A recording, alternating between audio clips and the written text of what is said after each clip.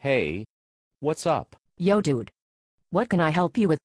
I have been reading your essays at the metaarts.com since you started writing. You did something on sexuality that was too over my head. Can I trouble you to talk about that now? Okay.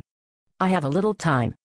Tell me what you know. Well, I know that if my Venus or Mars gets with her Venus or Mars, we have something. You are going to see a lot of stuff on the internet, like Libra and Capricorn don't go together. Or Scorpio may be quiet, but is a freak in bed. You are going to see a lot of crap on sex as far as astrology goes. Yay. A lot of that stuff is entertaining. Astrology is not a Broadway show. This is serious stuff, not entertainment. The problem is that when it gets to the serious stuff, people lose interest. They only want the surface bullshit. Well, that is how we do things in our society. Whatever is quick and easy wins out. Okay. Let's get to it. You know what identity means, right? Yay. Identity is who and what you are. And in the horoscope, where do we find information about the identity? UHH. Is it the ascendant? That is correct. The sexual identity is found through the fifth house. But what about Aries and Cancer and that kind of thing? That is bullshit. Repeat after me. That is bullshit. Okay. That is bullshit. I'm just saying. Okay. Please continue. The fifth house is where you see the sexual identity. That is who you are as a sexual person. The fifth house has to do with the idea of giving love romantically, sexually, and the very way love can be given. I'm with you so far. When Uranus rules, or is in the fifth house, or if the ruler of the fifth is conjunct, square, opposed, or in quintessential aspect, the suggestion is that sexuality is in high gear. Bill Clinton has Aquarius on the cusp of his fifth house, just to use an example. I need to meet a woman with Aquarius on the fifth house cusp, and with Uranus there. You don't want that. That person is going to either be an infant or someone with a lot of wrinkles. At any rate, the more tension there is with the fifth house, the more complex the sexual identity is. Remember this. If the rulers of the second house and fifth house are in hard aspect contact, self-esteem concerns are going to deeply affect sexuality. Especially in the horoscope of women, this usually means sexual dysfunction. She can come when she masturbates, but not reliably when having sex. Well, wait a minute. I have that in my horoscope. Which planets are involved? It is Mercury and Neptune in opposition. So the suggestion is that you are uncertain of your worth. You are probably a little over-concerned about the soos of your member too. And so you either overcompensate by trying to be the best lover ever, or you can't get it up all the time. No comment. Okay. Moving on. The 8th house represents what happens to that sexual identity when it merges with another in deep intimacy. Bill Clinton has Venus ruling his 8th.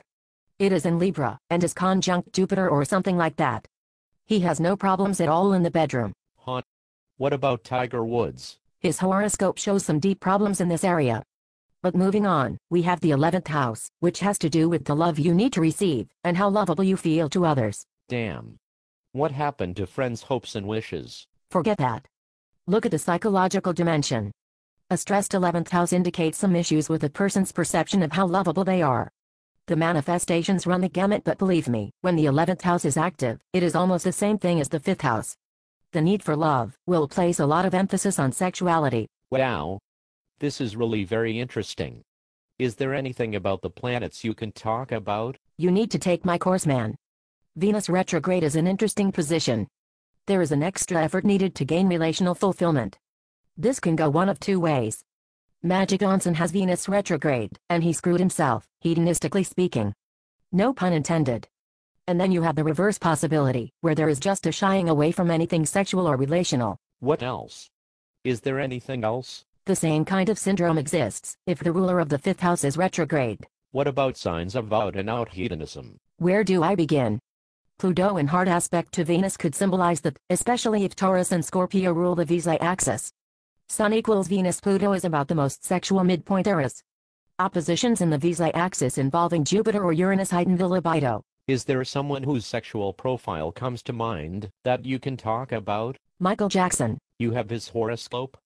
I didn't think his data was known. Well, people have tried to roast me 6 ways to Sunday on the data I was given. That is a long story, but yes, Michael's sexual profile was deep. He had a Gemini ascendant with Virgo on the 5th. Mercury is retrograde. This links his identity to his sexual identity.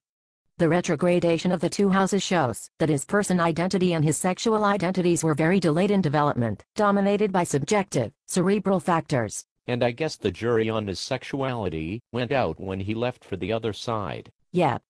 But there is no doubt that he was challenged in that area. Mercury's association with sexuality tends to depend a lot on masturbation and mental ideals. That is a little too much information where he is concerned. A huge thing that I always stress, getting back to it, is the second house. How you feel about yourself in terms of worth and value is absolutely vital in affecting just about every area of life. This is especially true when it comes to being intimate with someone, so in actuality, the entire succedent Grand Cross ties into sexuality, because the 2-8 axis is worth and the 5-11 axis is love. When you look at it closely, the second house is square to the 5th house anyway. There is a natural tension between worth and sexuality. This is deep stuff, man. When I see a lot of sex sites on the internet, all they talk about are the signs and just a couple of surface things. Some people are more concerned about the popularity of their site as a moneymaker than they are concerned about providing good information through substantive astrology. Britney Spears makes more money than a top opera singer. We are in a world that goes for popularity and what is easy. It is unfortunate that astrology has fallen into that category. You have been awfully generous with your time.